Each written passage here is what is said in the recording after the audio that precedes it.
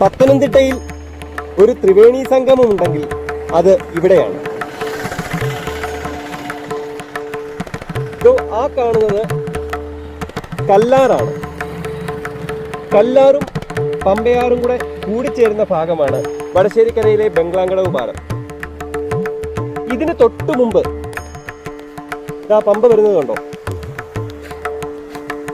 ഇവിടുന്ന് ഒരു 2 കിലോമീറ്റർ മുകളിൽ 2-3 കിലോമീറ്റർ മുകളിൽ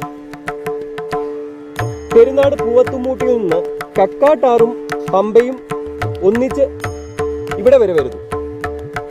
ഇവിടുന്ന് നമ്മുടെ കല്ലാറുമായിട്ടൊന്നിച്ചാണ് പിന്നെ പമ്പ താഴേക്ക് ഒഴുകുന്നത്.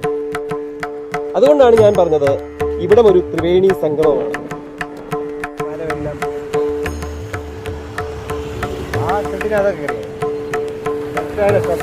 ഇന്നലെ പമ്പയുടെ ഭാഗത്തു നിന്നുള്ള വീഡിയോസ് ഒരുപാട് കണ്ടായിരുന്നു.